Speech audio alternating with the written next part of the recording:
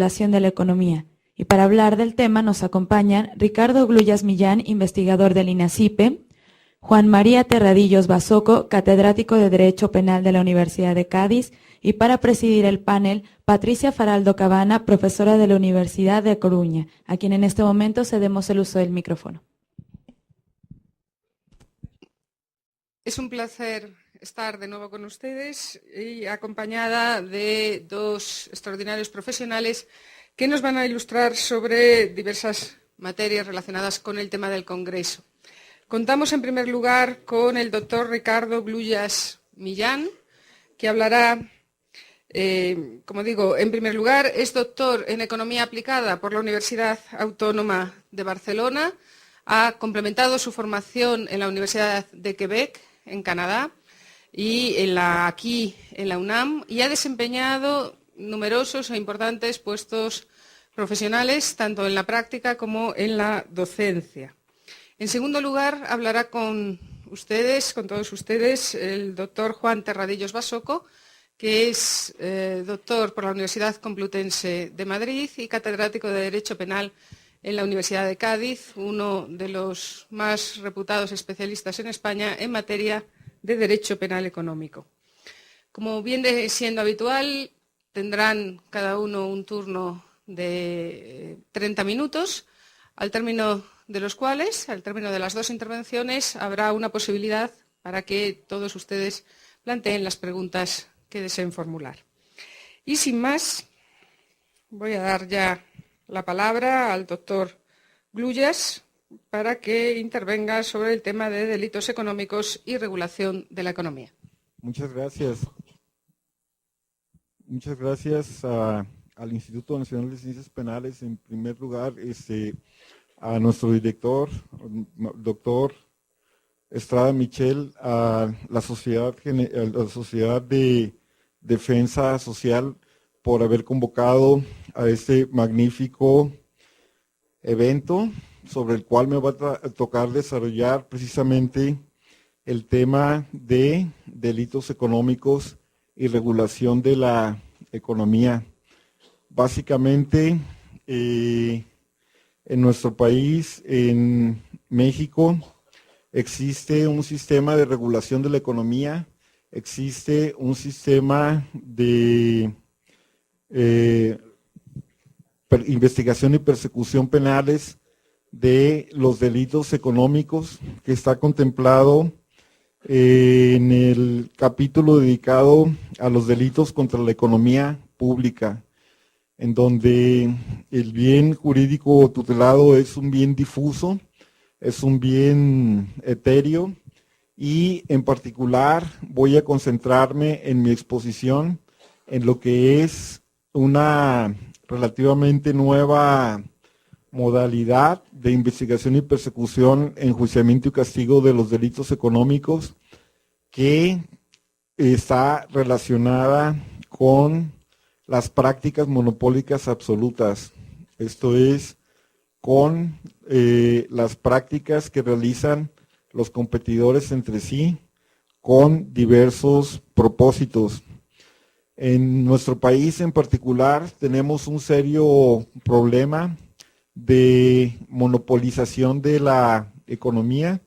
Pocas empresas concentran la mayoría de la producción y por lo tanto existe también un problema de concentración de los ingresos, donde por ejemplo el 10% de la población concentra el 90% del ingreso disponible. Tenemos alrededor de 50 millones de población de escasos recursos considerada como pobre. Son las estimaciones del Consejo Nacional de Evaluación.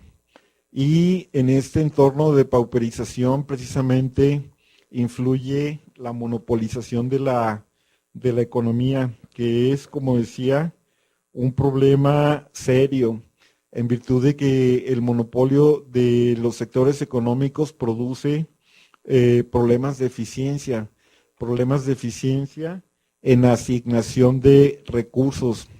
Esto es, el grado de concentración genera que las rentas se concentren, genera ineficiencia y genera, en pocas palabras, una mayor depauperización de la población. Este es el entorno al que nos enfrentamos y generalmente se ha considerado el legislativo de nuestro país que era necesario implementar medidas en el sistema penal con el objeto de penalizar, de sancionar este tipo de problemática como una medida de última ratio y conservando la connotación de subsidiaria precisamente del derecho penal en el ámbito económico. El problema es muy serio, el problema de monopolización genera sobre todo un incremento en los precios. Esto es, los productos se venden a precios por encima de lo que correspondería a su valor de competencia. Y por otro lado, no solamente se encarecen los productos en un contexto de monopolio, sino que la cantidad que se vende es cada vez menor, de manera tal que el monopolista obtiene rentas diferenciadas, rentas específicas que provienen no de la productividad, no de la eficiencia, sino que provienen precisamente del control que ejerce sobre diferentes sectores de la economía. Y este control se evalúa, se mide, se le da una mesura en virtud del poder de mercado. Pocas empresas tienen un poder de mercado, para citar algunos sectores industriales, como por ejemplo el de la telefonía celular. 4 o 5 empresas controlan alrededor del 95-96% de este mercado. Somos todos consumidores cautivos y esto genera que existan rentas extraordinarias que no se producirían en caso de existir un entorno de competencia. Por eso la ley penal tutela también el proceso de competencia como una medida, como una manera para asignar eficientemente los recursos. Existe entonces una problemática en la cual los cárteles, que por cierto cártel es un vocablo alemán que significa mercado y de connotación económica, estos cárteles aumentan significativamente los precios, esto es en alrededor del 27.8% en una muestra de 112 cárteles internacionales realizada por la Organización para la Cooperación y el Desarrollo Económico. Y la ausencia de competencia genera ineficiencia, medida en sobreprecios, elasticidad de la demanda y costos en la búsqueda de renta, que ha sido estimada esta ineficiencia como un porcentaje del Producto Interno Bruto que va del 0.5 hasta el 2, o incluso hasta del 2.9, al 11.6% del Producto Interno Bruto. Entonces, aquí lo que tenemos es un mercado cautivo y un mercado en el cual no fluyen las rentas hacia los sectores de la población. Con este propósito se me dio la oportunidad en el INACYPE de realizar una investigación en la cual tuve como consideración que la persecución jurídico-penal eficiente de las prácticas monopólicas absolutas contribuye a evitar el deterioro de la competencia económica, así como el crecimiento económico y el bienestar. Esto es, la sanción en el ámbito penal contribuye a restablecer las variables económicas de equilibrio y a controlar un poco esa problemática que les mencionaba de concentración de las rentas. Hay 3 tipos de prácticas monopólicas que es necesario considerar, que son básicamente las prácticas, las concentraciones, las prácticas monopólicas absolutas y las prácticas monopólicas relativas. Las concentraciones se refieren a cuando se concentran empresas y ellas fusionan sus activos. Esto es, la empresa A se fusiona con la empresa B y de esa manera tienen un poder de mercado mayor y por lo tanto pueden obtener una renta mayor. La práctica monopólica relativa, que es unilateral, que no se da entre las empresas, y algunos ejemplos de prácticas monopólicas relativas se encuentran la denegación del trato, el boicot, la venta sistemática por debajo del costo, por ejemplo, que se denomina depredación de precios, es otro mecanismo de práctica monopólica relativa. Y finalmente tenemos a las prácticas monopólicas absolutas. Las prácticas monopólicas absolutas se sancionan per se, esto es, por el solo hecho de presentarse, y son acuerdos entre competidores para fijar precios, cantidades, posturas de subastas públicas o cuotas de producción para distribuirse mercado, y su objeto es monopolizarlos. Monopolizar precisamente los mercados y extraer de ellos la renta diferencial. Estas prácticas monopólicas absolutas representan una conducta que se debe castigar, pues se da entre competidores sin que exista integración productiva o distributiva que permita inferir que existen ganancias de eficiencias. Esto es, las prácticas monopólicas absolutas no generan eficiencia, sino todo lo contrario, generan ineficiencia, generan un deterioro en la competencia y por eso son sancionadas. Es importante señalar que en esa modalidad de prácticas se representa en un incremento en el precio, y en una reducción de las cantidades a través de la colusión. Esto es, el agente económico A se colude con el agente económico B y realiza un acuerdo que tiene la característica de que el acuerdo es secreto. El acuerdo permite que se fijen los precios, se distribuyen mercados o se coordinen posturas, y de esta manera se obtiene la renta diferencial. Esto desde el punto de vista procesal implica una problemática de acreditación de que se realizó ese acuerdo. Esto es técnicamente un poco difícil desde el punto de vista del proceso penal especificar cómo se llega a ese acuerdo, cómo se manifiesta ese acuerdo secreto de fijación de precios, por ejemplo.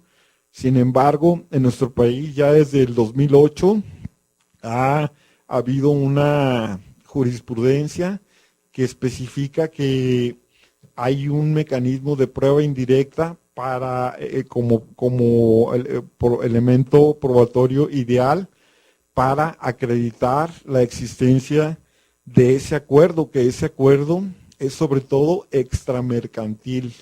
Por ejemplo, el acuerdo al que llega la empresa A con la empresa B para incrementar los precios en un 10%.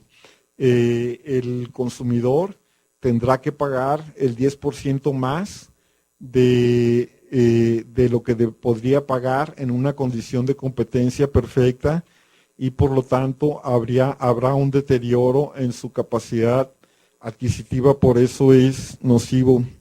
Los monopolios en nuestro país están proscritos en la Constitución Política de los Estados Unidos Mexicanos. En el artículo 28 se establece, quedan prohibidos los monopolios y los estancos.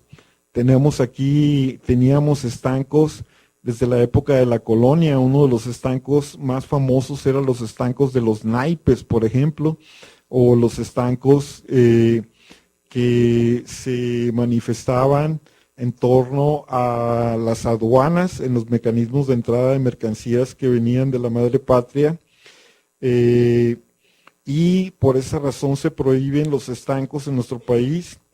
Esto en cuanto al marco jurídico. Tenemos también una ley federal de competencia económica. Se crea en nuestro país la Comisión Federal de Competencia Económica en 1993. Se genera una ley desde el ámbito administrativo y hacia el 2006 se genera una reforma en donde esta instancia, la Comisión Federal de Competencia, tiene facultades para investigar y perseguir administrativamente los procedimientos en materia de concentraciones, prácticas monopólicas relativas y prácticas monopólicas absolutas.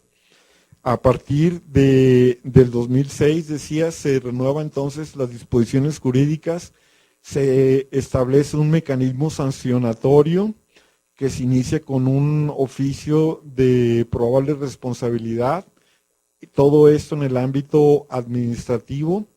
Se otorga el derecho de audiencia a los agentes económicos involucrados, se les otorga el derecho para alegar lo que a su propio interés convenga, y la Comisión Federal de Competencia tiene facultades precisamente para resolver sobre las prácticas monopólicas absolutas y para la imposición de sanciones económicas, aunque el problema que existe con las sanciones económicas es de que éstas no alcanzan a ser lo suficientemente grandes, no alcanzan a tener la magnitud suficientemente relevante como para verdaderamente disuadir la práctica monopólica. Esto es, la ganancia es tan grande que ante la imposición de una sanción, al menos en nuestro país así sucede, el beneficio económico es suficiente para pagar la sanción y para continuar con la práctica monopólica absoluta. Esto es una problemática que se tiene en términos generales en virtud de las grandes rentas que se obtiene en los mercados monopolizados. Eso se ha tratado de resolver imponiendo sanciones económicas que van a llegar hasta el 10% de los ingresos de las empresas. Esto es, se ha tratado de indexar la magnitud de la sanción a los ingresos económicos de las empresas. Sin embargo, hay un problema de inelasticidad.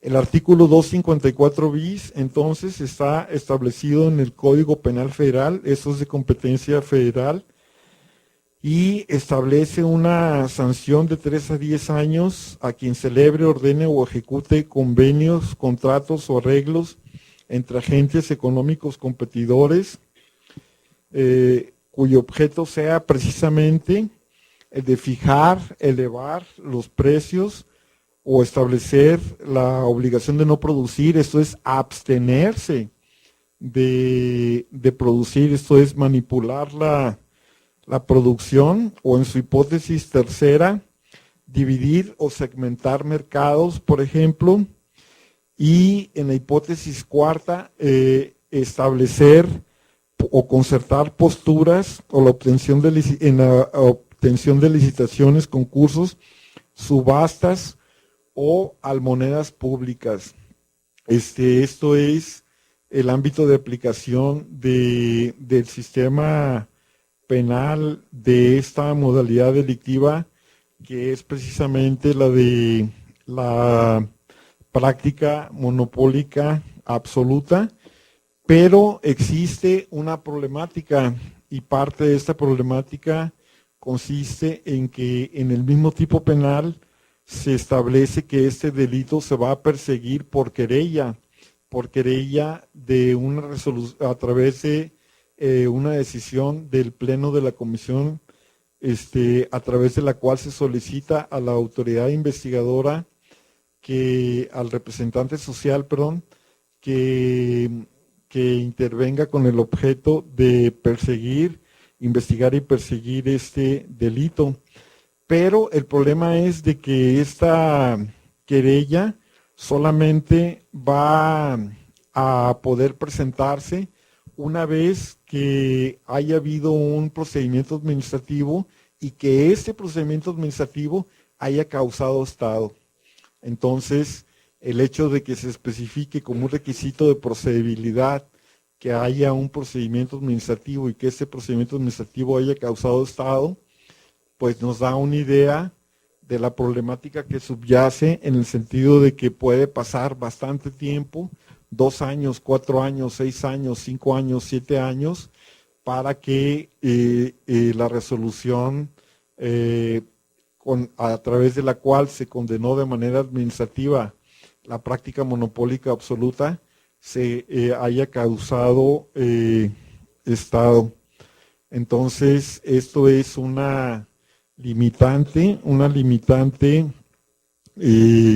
bastante seria, que se podría agilizar con algún otro procedimiento que llegase a la persecución de la práctica monopólica absoluta a que fuese más expedita. Existe también un programa de inmunidad, por ejemplo, para los agentes que aportan información sobre la colusión, sobre ese acuerdo secreto que llevan a cabo los agentes económicos, y en el cual se les otorga una reducción de las sanciones, una reducción de la punibilidad, vigente siempre y cuando hayan aportado información a la comisión. El pleno de la comisión puede también solicitar el sobreseimiento del caso, siempre y cuando el sujeto activo, los sujetos activos, porque este es un delito de coautoría, en virtud de que se presenta un acuerdo entre cuando menos 2 personas, siempre y cuando estas personas, los coautores, hayan dado cumplimiento a algún compromiso específico que detenga la práctica monopólica absoluta y que demuestren su cumplimiento ante la Comisión Federal de Competencia. Entonces, esta es una facultad establecida en el Código Penal Federal para sobreseer el procedimiento. De esta manera, entonces, podemos constatar que existe un dispositivo que permite la persecución de las prácticas monopólicas absolutas, y el punto, desde luego, es su implementación. Esperamos que su implementación lleve a la persecución de casos extremos, a la persecución de casos de coalición, de cartelización de la economía, y que eso conlleve a una mejor situación de la distribución de la renta en nuestro país, esta vez por la vía penal. Muchas gracias.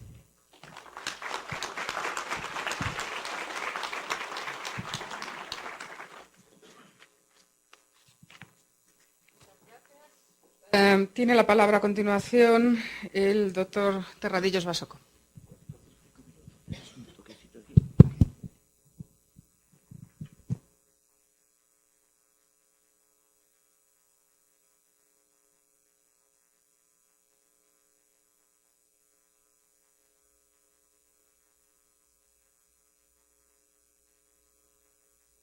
¿Se oye?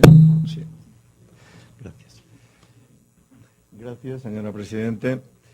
Me gustaría, naturalmente, comenzar dejando constancia de mi agradecimiento a las entidades que han permitido que yo pueda estar debatiendo con ustedes estos temas de interés común, fundamentalmente la Sociedad Internacional de Defensa Social y, naturalmente, INACIPE.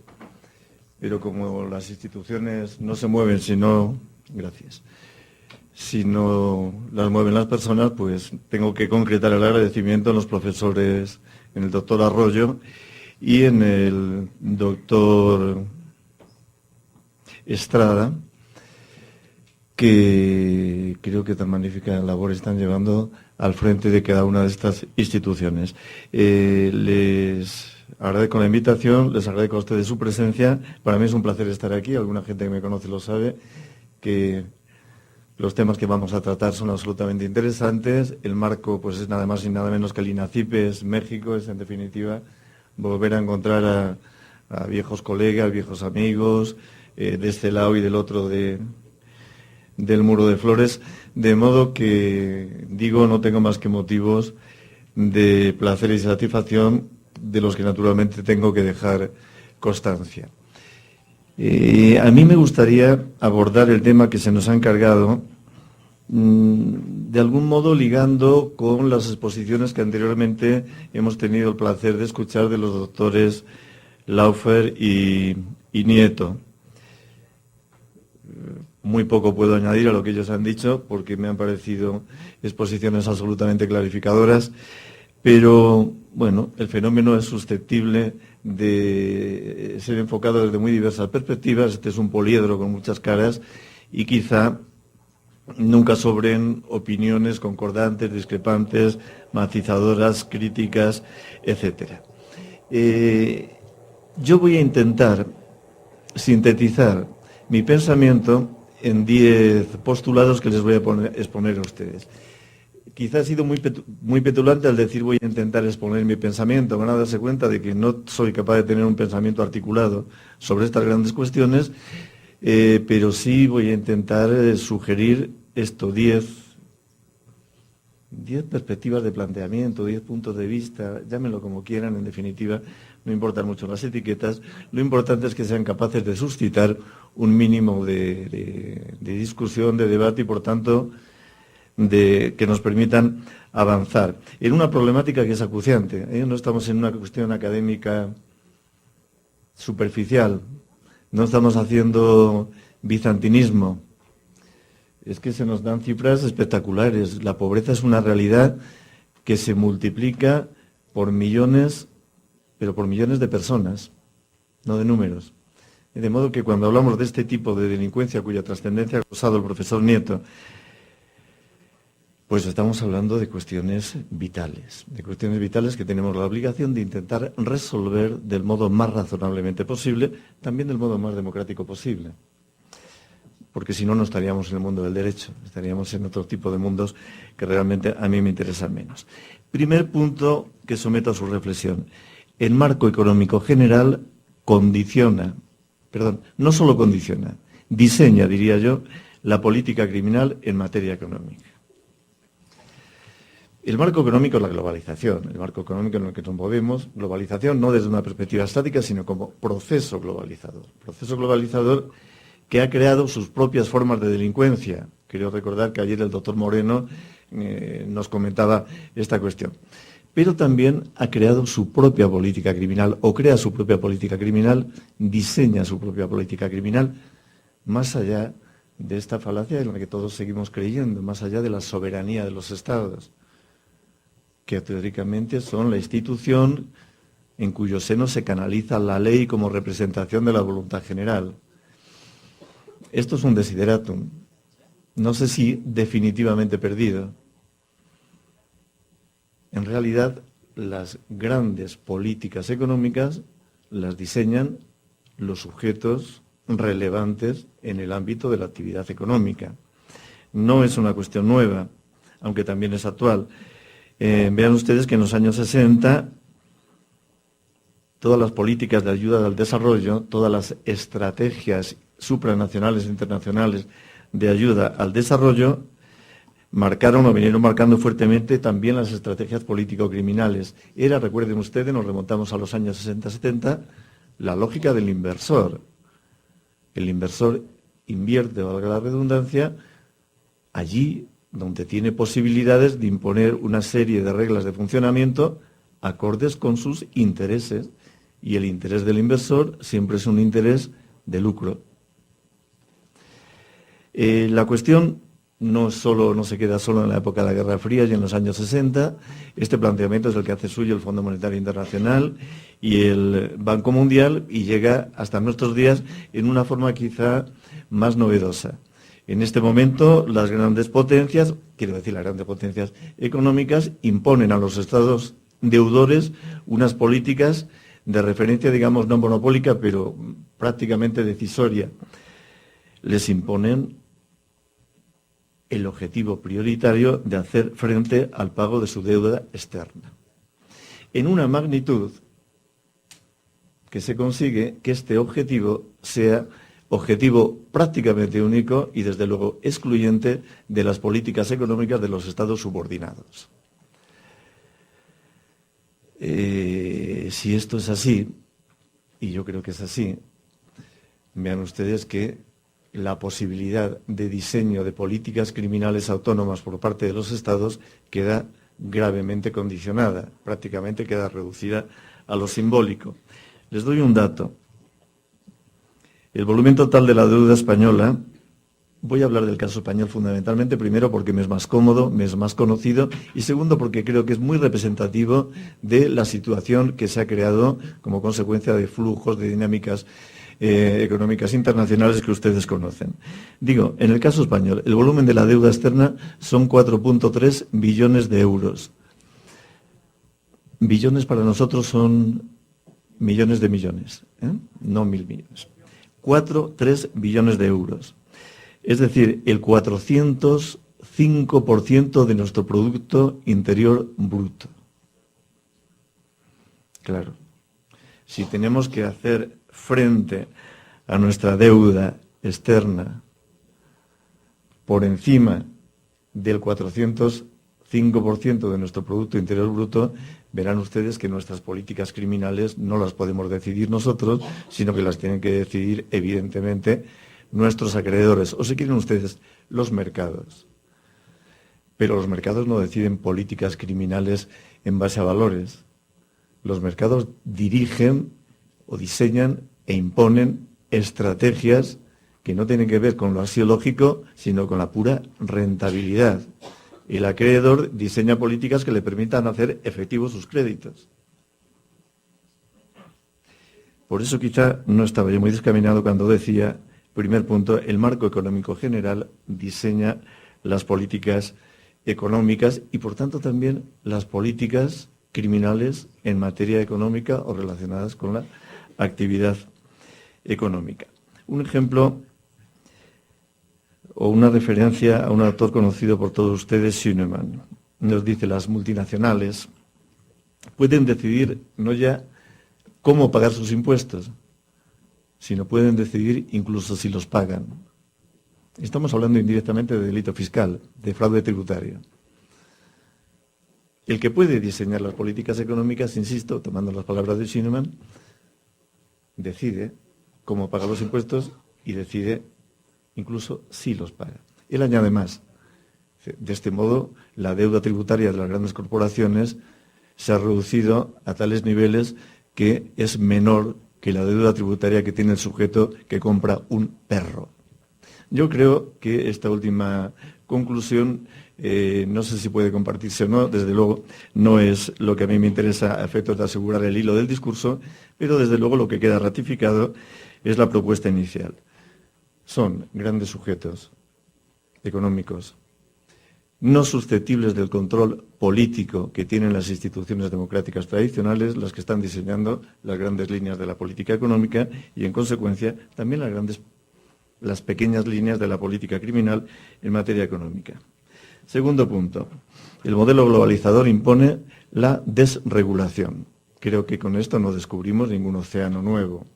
Globalización es desregulación, globalización es lex mercatoria, globalización es que las valoraciones, positivas o negativas, y por tanto los premios o los castigos, los decide el mercado.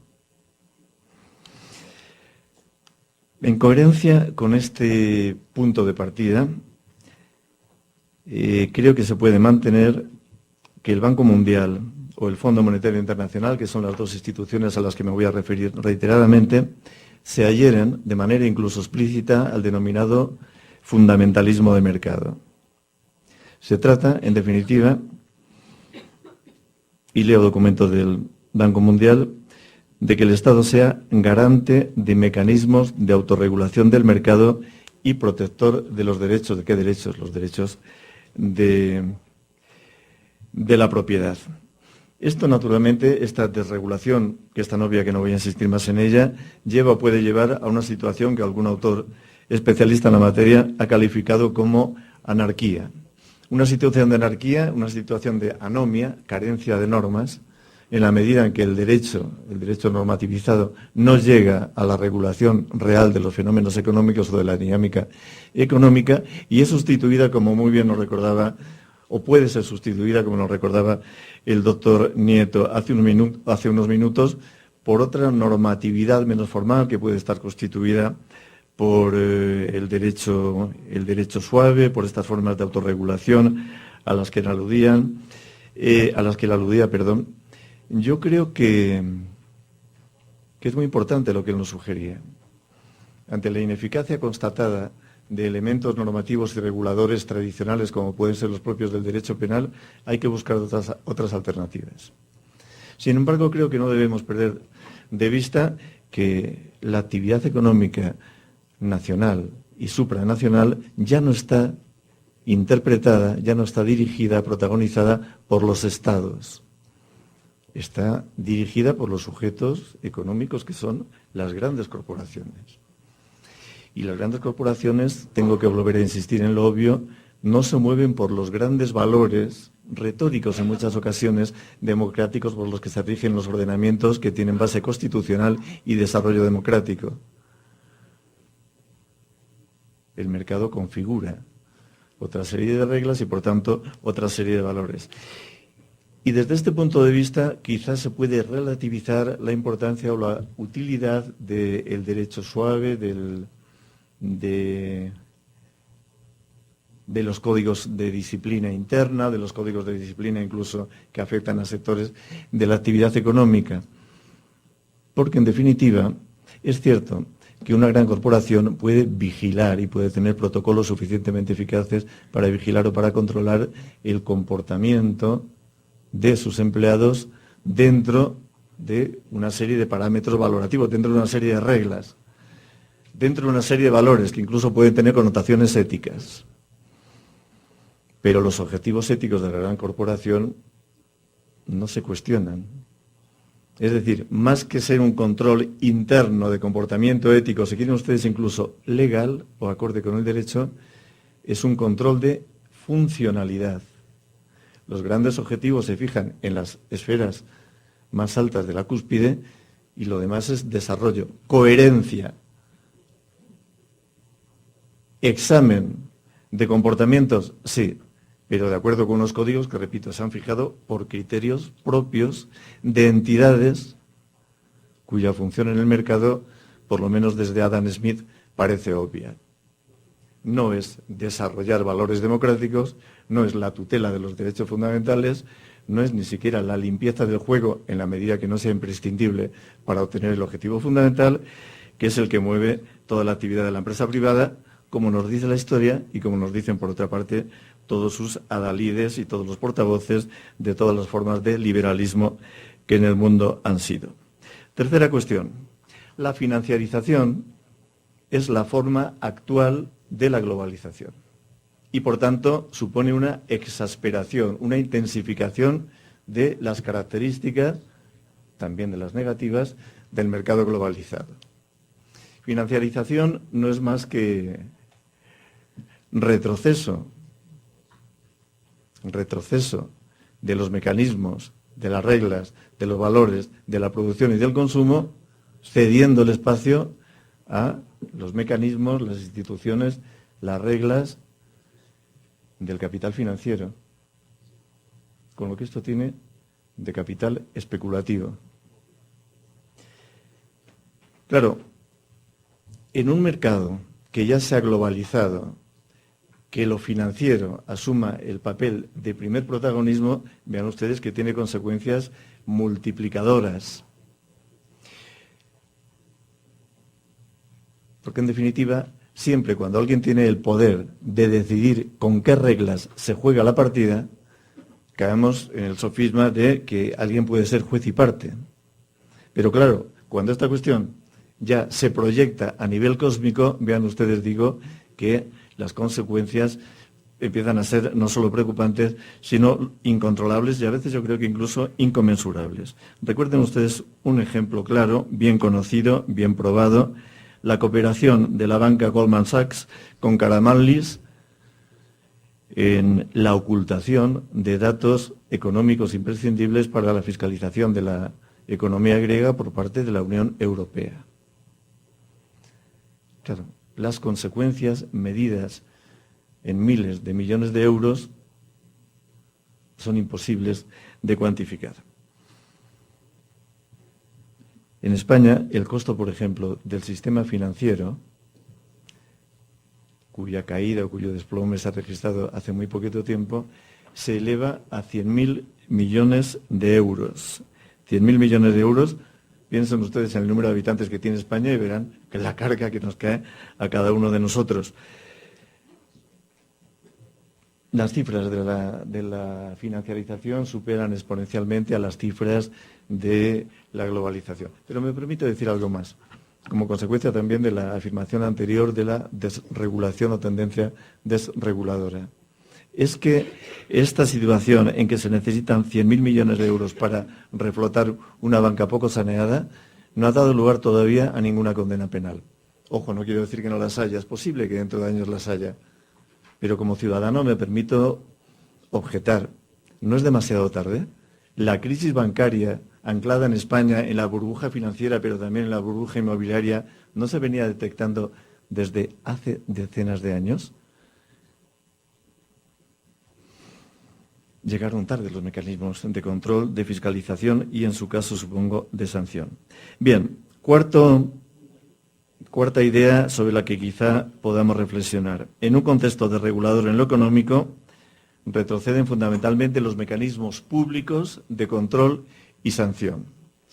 Es decir, la desregulación económica se proyecta también sobre el ámbito regulador de origen público, de naturaleza pública, pero también no solo sobre lo regulador, sino sobre lo sancionador, que naturalmente es el corolario inevitable de lo controlador en algunos casos. Claro, esto resulta coherente con algo que venimos diciendo. Lo importante ya no es la compatibilidad de los comportamientos económicos con una serie de valores o con una serie de parámetros incluso valorativos. Lo relevante ahora es que los comportamientos sean funcionales o disfuncionales a los objetivos generales del marco económico, sean funcionales o disfuncionales al mercado. Desde ese punto de vista, inevitablemente el Estado termina, dentro de este contexto de prevalencia de la ley mercatoria, el Estado, termina por asumir funciones francamente residuales. Pero no solo francamente residuales, sino que se limitan al mantenimiento de las reglas generales del juego y el mantenimiento, como una de las manifestaciones de las reglas principales del juego, en el mantenimiento de la actividad empresarial. Y mantenimiento y promoción de la actividad empresarial significa relajar los controles. Un retroceso, de lo regulativo, de lo controlador, de lo sancionador. Vuelvo al ejemplo español. La agencia tributaria, que es el organismo semejante a la SAT aquí en México, cuantifica el fraude fiscal anual en España en 44.000 millones de euros. Pero no solo lo cuantifica, sino lo atribuye. Y dice, el 74% de ese fraude fiscal se centra en los sectores financieros y políticos. Prensa especializada, como puede ser New York Times, de pronto pone en contacto ambos elementos. Y dice, se constata, lo dice el New York Times, no yo, se constata en la sociedad española que la administración, que tendría que controlar, regular e intervenir incluso sancionadoramente en estos ámbitos, se abstiene de hacerlo ante la relevancia de los sujetos afectados. ¿Qué ocurre en la práctica entonces? Que el grueso del trabajo de la agencia tributaria, constatado por ella misma, se dirige a controlar la actividad económica y la deuda tributaria que de ahí puede generarse sobre las profesiones liberales y los pequeños empresarios, es decir, un 8% de la actividad económica.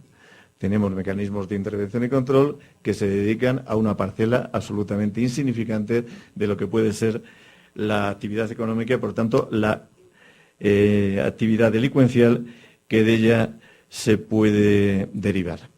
Toda la actividad económica delincuencial, naturalmente, se mueve en los ámbitos de lo clandestino, pero se mueve en los ámbitos de lo clandestino utilizando, como ya se ha dicho aquí reiteradamente, estructuras que también actúan en el comercio legal o en el comercio lícito. Pero sobre todo vean ustedes que es una actividad que solo se puede rentabilizar con la cooperación consciente o inconsciente, vamos a suponer que inconsciente, de las entidades financieras, es decir, de la gran banca.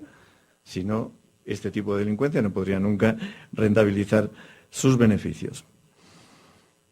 Bueno, pues otro ejemplo español. Bueno, cuando digo ejemplos españoles lo digo con letra pequeña, porque como saben ustedes, en un mundo globalizado y en un mundo financiarizado, el capital no tiene patria, no ha tenido nunca, pero menos ahora. Bankia genera un agujero financiero de 24.000 millones de euros, una sola entidad, 24.000 millones de euros que naturalmente tenemos que sufragar todos los españoles.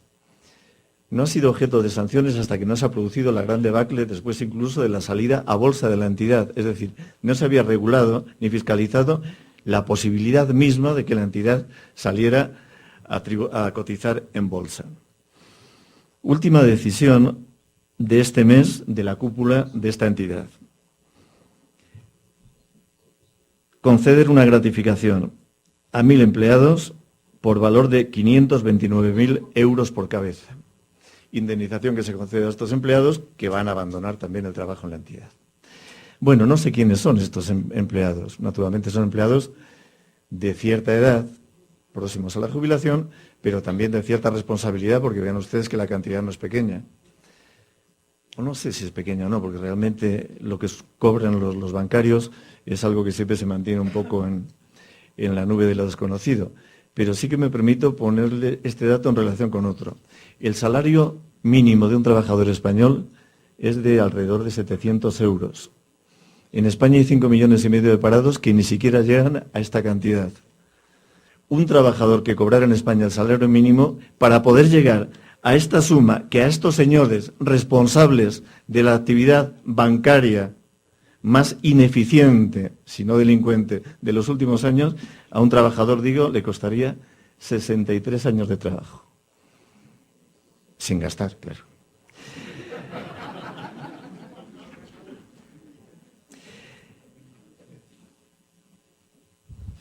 No hay control y no hay sanción.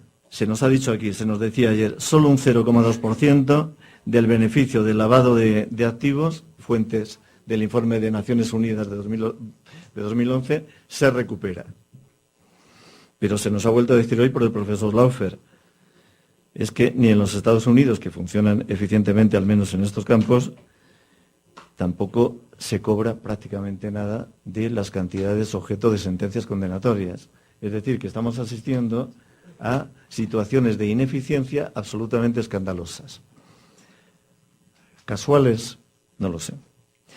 Quinto punto, la inhibición y la tolerancia penales, entramos ya en el ámbito de lo penal, son la lógica prosecución de la inhibición y la tolerancia en el ámbito de lo prepenal. Vean ustedes que hay incluso razones técnicas que hacen muy difícil, algo nos decía también antes el doctor Nieto, que hacen muy difícil que la persecución penal en estos ámbitos pueda ser eficaz. Razones, digo, técnicas que vienen relacionadas con las características de la realidad a la que pretendemos acercarnos.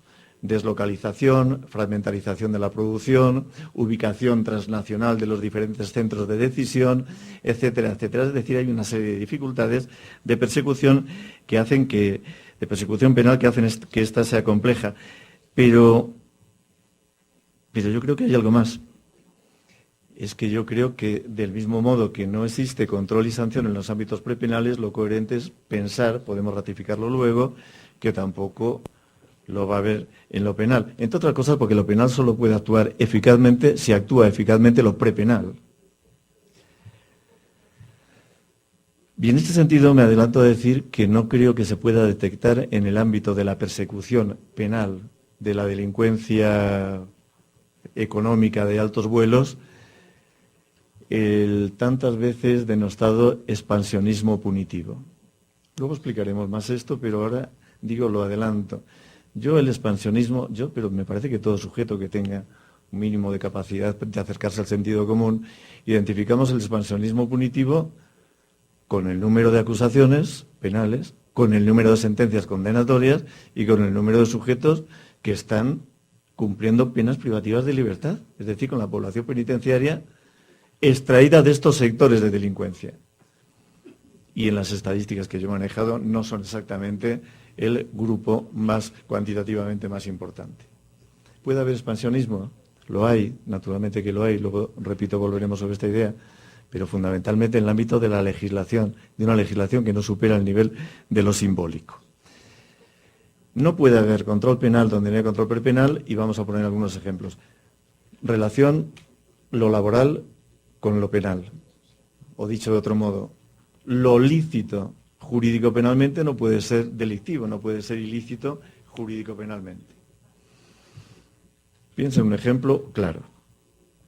Despido por razones discriminatorias. En España es delito. O despido por causa de cualquier otro delito. El delito no puede tener efectos reconocidos por el derecho. No puede crear obligaciones y derechos. El delito tiene que carecer de estos efectos. Lógicamente, después de un despido nulo por discriminatorio, la única opción que le debería quedar al empresario es readmitir. Si le dejamos la opción de indemnizar, estamos jugando sucio.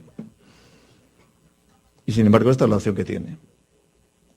Claro, ¿de qué sirve entonces la Convención contra la Delincuencia Organizada, año 2000, el Protocolo de Palermo, año 2000, contra la trata de personas, el Convenio del Consejo Europeo, Convenio de Viena, contra la trata de personas, para justamente criminalizar, entre otras cosas, la trata de personas con fines de explotación laboral?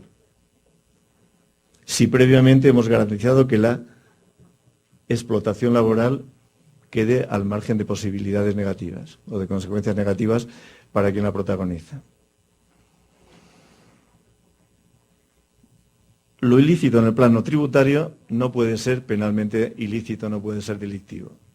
Todos los países tienen normativa que castiga incluso como delito determinadas formas de fraude tributario.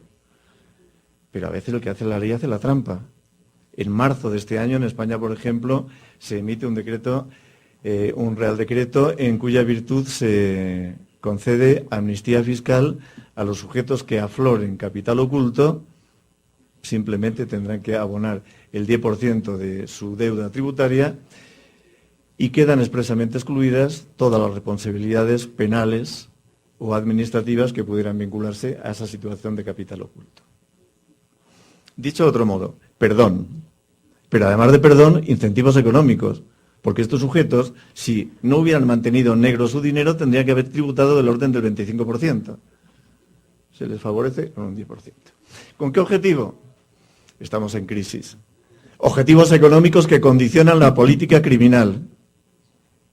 Y nos permitimos, mediante un decreto gubernamental, derogar materia tributaria, materia de delito tributario, que en nuestro ordenamiento jurídico tiene que ser regulado por ley orgánica. Es decir, rompemos el esquema.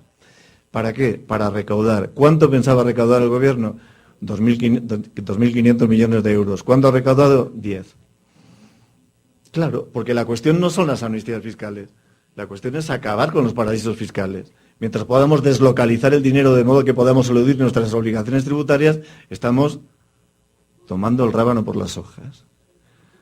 No puede el derecho penal ser coherente, no puede ser fuerte en esta materia si previamente digo el derecho administrativo, el derecho tributario en este caso, admite zonas de desregulación o zonas de amplia licitud. Termino esta cuestión. El Partido Socialista en mi país ha interpuesto un recurso de anticonstitucionalidad o de inconstitucionalidad contra este decreto, basándose en que viola los principios de igualdad, proporcionalidad y progresividad.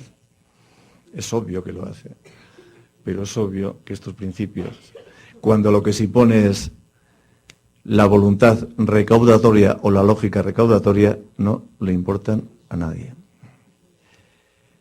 Lo ilícito en los mercados financieros no puede ser ilícito penal. Vuelvo otra vez a España. No he venido aquí a hacer un juego de masoquismo, pero es que son los ejemplos que tengo más a la mano.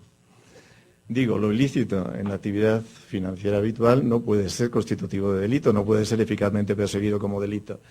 En España, la Comisión Nacional de Valores identifica irregularidades graves en más del 50% de los contratos de participaciones preferentes. ¿Qué son las participaciones preferentes?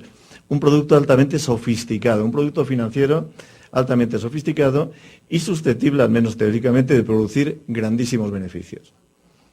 Pero claro, es el típico producto que por provocar o por generar grandísimos beneficios también corre el riesgo de provocar una auténtica debacle económica.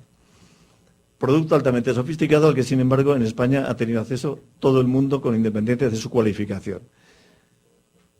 Han suscrito participaciones preferentes sujetos invidentes sin formación específica, sujetos muy ancianos que nunca habían jugado en bolsa, etcétera, etcétera. Es decir, algo que para todos nosotros serían estafas.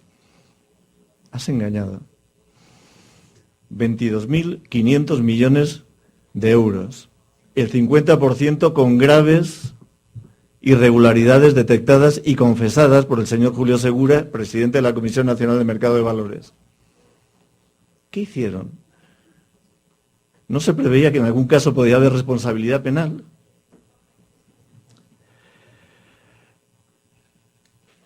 En otras ocasiones son las propias instituciones penales y procesales las que obstaculizan la persecución y garantizan la inhibición y, por tanto, la impunidad. La prescripción. Ahora todo el mundo aumenta los plazos de prescripción de los delitos para poder perseguirlos más eficazmente. No podemos caer en la falacia de creer toda la venta de humo de la que somos víctimas. No es tan importante ampliar los plazos de prescripción. Es importante dotar a la justicia de modo que pueda perseguir eficazmente los delitos en tiempo hábil. Si no, por mucho que aumentemos los plazos de prescripción con una justicia huérfana de medios, estamos garantizando la ineficacia. Antes lo ha dicho el compañero Gluyas. Lucha contra el monopolio, que significa justamente lo contrario del modelo. Podríamos pretender que es una lucha eficaz. Pero la persecución se condiciona a la intervención del Ministerio Público. Y además, de acuerdo con una serie de procesos previos que producen un determinado estatus de la situación. No solo se retrasa, como se ha denunciado, se obstaculiza.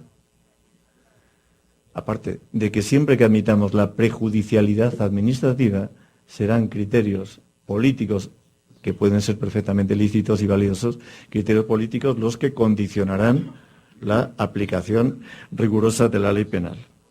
Sexta consideración. La regulación interviene solo en aquellos campos que necesita el mercado, no en tutela de bienes jurídicos fundamentales afectados por el mercado. Un ejemplo. Vuelvo a la década de los 60.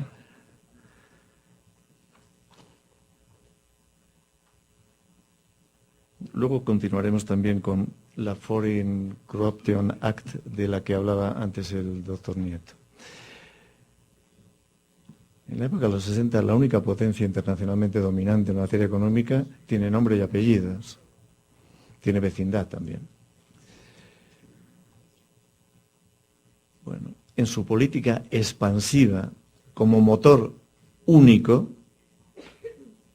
reivindica la pureza de la libre competencia y diseña mecanismos legales como la ley citada del 77, del 77 sí, para luchar contra la corrupción, incluso de las empresas americanas fuera del ámbito territorial americano, lo cual a todos nos debe parecer correcto.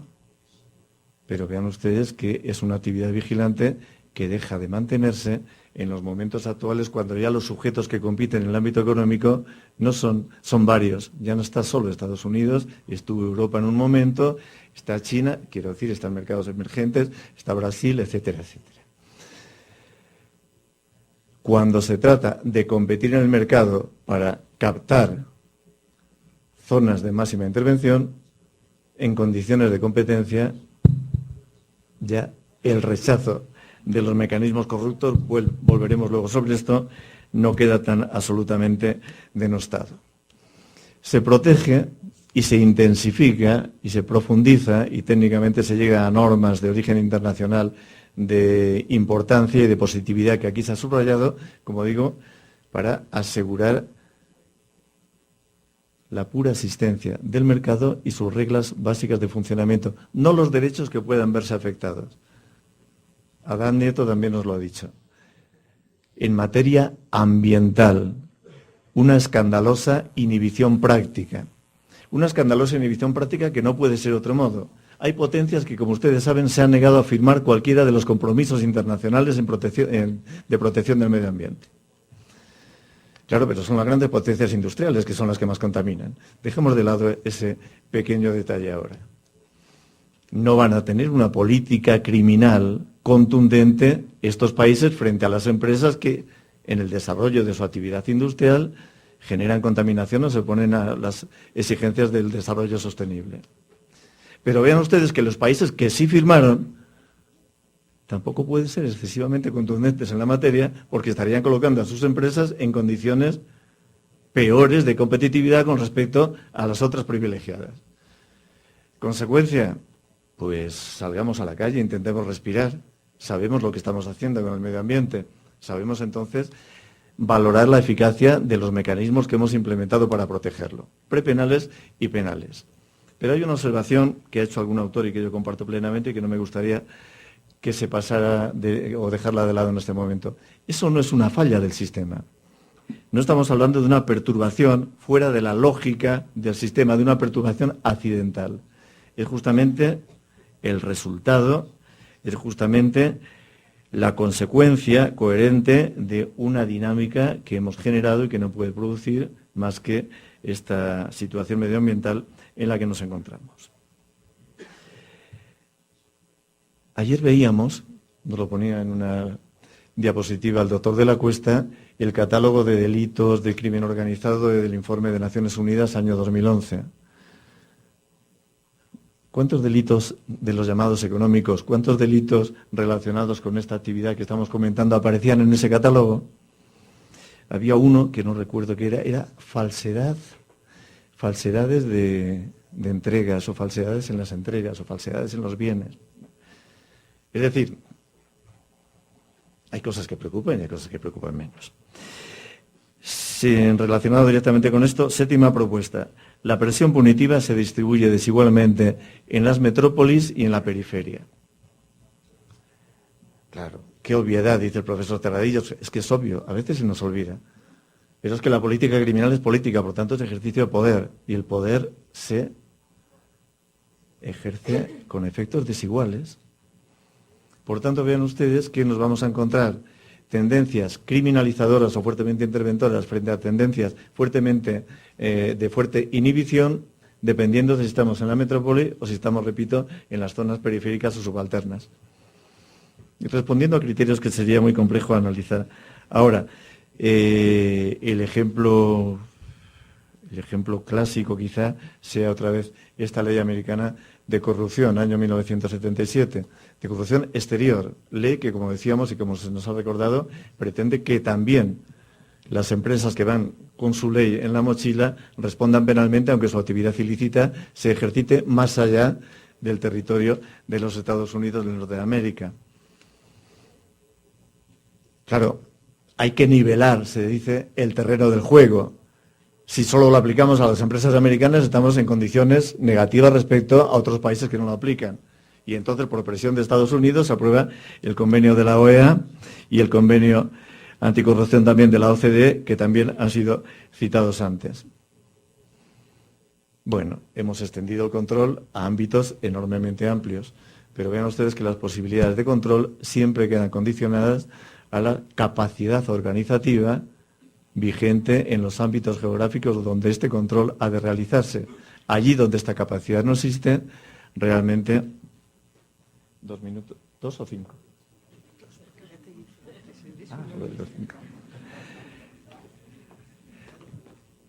Donde digo estas capacidades organizativas y por tanto de control no existen.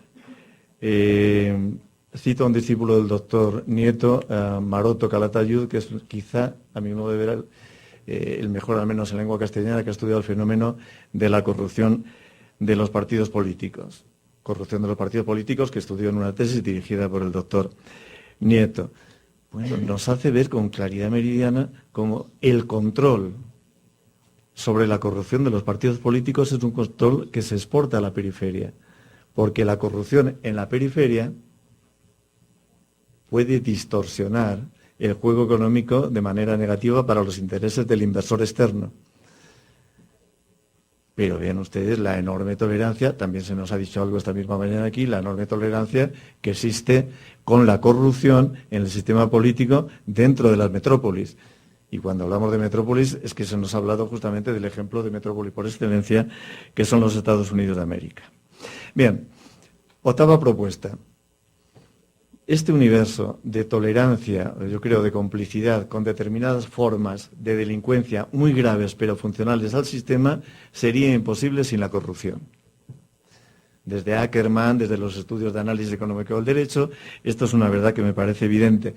Hay una frase de mi maestro, Barbero Santos, que hablaba de que la corrupción de los partidos políticos es la madre de todas las corrupciones. Algo debería haber ahí de cierto. Y sin embargo, vean ustedes que también en el pensamiento económico, en el pensamiento jurídico que se ha preocupado de la materia, ha existido incluso una enorme tolerancia con la corrupción. Es decir, aceptando propuestas de Durkheim y de Merton, se ha entendido que no se puede dejar de lado la funcionalidad que la corrupción puede representar. Claro, luego había que preguntarse funcionalidad para quién, pero esa es una pregunta que podemos dejar un poco en el aire. Se ha glosado, por ejemplo, por estos autores, Huntington, Jeff, etcétera, cómo los denominados pagos de engrase pueden tener cierta funcionalidad. Pagos de engrase significa incentivar a una administración excesivamente indolente o excesivamente poco eficiente. Pagos de engrase que pueden significar el acceso a ámbitos de poder a inversores extranjeros que de otro modo no podrían acceder a ellos. En definitiva, formas de funcionalidad. Sintetizada es una frase terrible de un autor que acabo de citar, que dice: en lo que respecta al crecimiento económico, lo único peor que una sociedad con una burocracia rígida, sobrecentralizada y deshonesta es una con una burocracia rígida, burocratizada y honesta. Bueno, corrupción, su vinculación con política económica. En esta misma sala, o quizá en esta misma institución, aunque no recuerdo si es la misma sala, el profesor Hurtado Pozo, hace no más de 3 años, ponía un ejemplo de este tipo de corrupción que es imprescindible para determinado juego económico. Ponía el ejemplo del Perú, de Fujimori y de Montesinos. Como saben ustedes, esa puede ser una forma expresa, hay otras formas más degradadas, pero que en definitiva vendrían a hacernos pensar en lo mismo. Y enlazo con una intervención del público de ayer. Se cierra un círculo vicioso en la siguiente cuestión, o con la siguiente dinámica. Exportamos, o las metrópolis exportan riesgos, por ejemplo en materia ambiental, pero exportan también extorsión social, por ejemplo en salarios, en seguridad y prevención, en libertad sindical. Esa exportación de estos frutos negros de la actividad económica a países más débiles, porque si no fueran más débiles no se podrían imponer, tiene que contar con el beneplácito de las minorías locales de poder. Pero las minorías locales de poder, en cuanto aceptan esta imposición, deben legitimarla políticamente. ¿Cómo? Pues reprimiendo la disidencia. Se crea un círculo vicioso, se cercena la posibilidad de crítica y se consolida la presencia y la dinámica de esta situación, digo, perniciosa, previamente creada. Un minuto ya solo, Patricia. Perdón, les debería decir un minuto a ustedes, que son los que me están soportando. Patricia también. Un minuto. Novena consideración. El expansionismo normativo, ese punitivismo que salta por encima de las garantías que se ha instalado en la norma o en ciertas normas, que criminalizan estos delitos de los que estamos hablando, realmente, como decía antes, me parece que se ha quedado en lo simbólico. Las cárceles siguen estando llenas de los mismos sujetos con la misma extracción social. Y, sin embargo, ha tenido un efecto absolutamente demoledor. Porque una vez que hemos aceptado, la metáfora del caballo de Troya, una vez que hemos aceptado la renuncia a garantías, una vez que hemos aceptado que en esta materia, como tiene una lesividad extraordinaria, podemos permitirnos olvidar criterios clásicos de imputación y destruir categorías dogmáticas, una vez que hemos aceptado que nos da igual la autoría que la participación y la tentativa que la consumación, una vez que hemos flexibilizado hasta castigar formas remotísimas de delitos de peligro, ausentes o lejanas, sobre todo del principio de lesividad, digo, ese peligroso caballo de Troya lo hemos introducido en la fortaleza y termina inficionando todo el sistema. Lo que ocurre es que esa ausencia de garantías definitivamente se van proyectando en otras formas de criminalización bien ajenas a esta área. Y finalmente, de acuerdo con lo anterior, la inhibición frente a la gran delincuencia económica se complementa con la intensificación punitiva frente a la delincuencia disfuncional al sistema. Claro, tolerancia con lo funcional significa apretar las tuercas en lo disfuncional. ¿Y qué es lo disfuncional? Tiene dos manifestaciones. La insurgencia, es decir, la oposición total. Y ahí creamos el denominado derecho penal del enemigo para combatir eficazmente. Y ahí creamos estrategias de destrucción del enemigo que nunca deberíamos llamar derecho penal para combatir eficazmente a quien previamente hemos etiquetado como enemigo. Y en segundo lugar, la otra manifestación, la marginalidad. La inmigración irregular.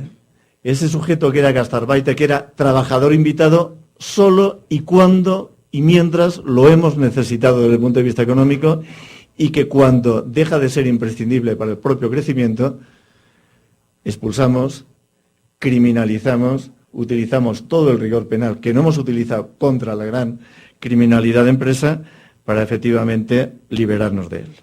Bueno, estas son las consideraciones que yo quería hacerles. Muchísimas gracias.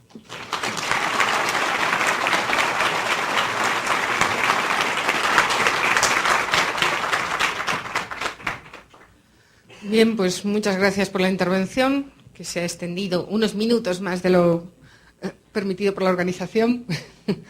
Y tenemos ahora un tiempo, unos 10 minutos, un cuarto de hora para preguntas. Se ha formulado una al doctor Gluyas y tiene la palabra para la respuesta. Muchas gracias.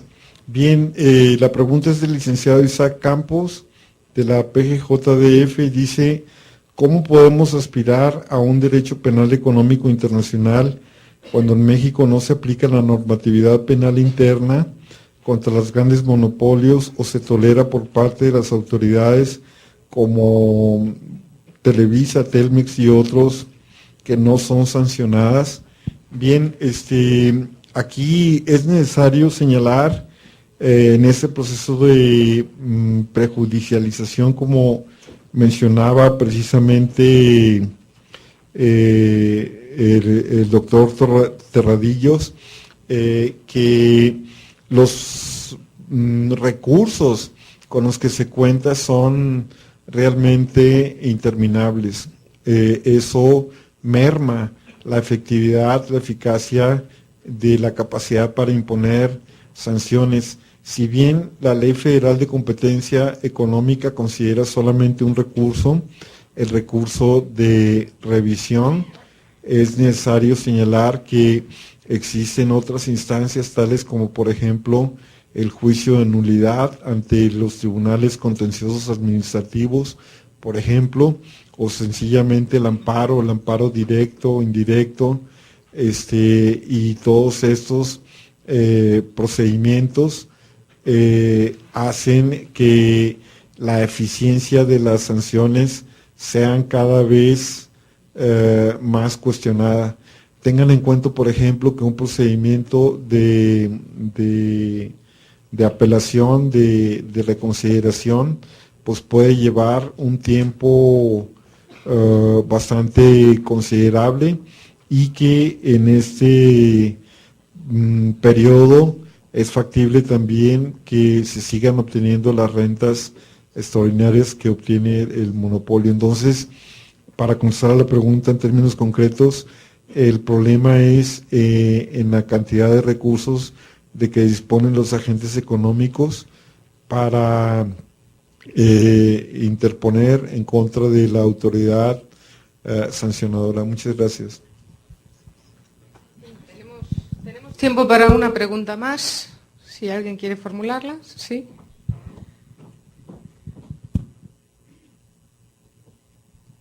Pues más que una pregunta, una reflexión de las dos interesantísimas ponencias, una reflexión sobre ellas.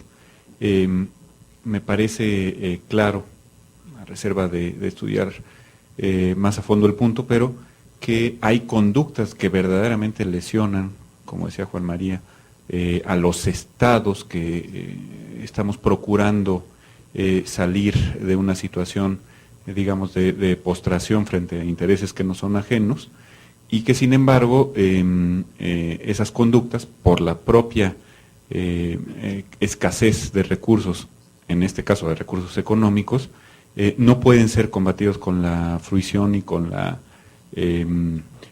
sistematización que se requeriría, y en cambio estamos distrayendo recursos valiosísimos en atacar otras conductas que quizá no lesionen de manera tan grave la situación internacional y la potencia de determinados estados.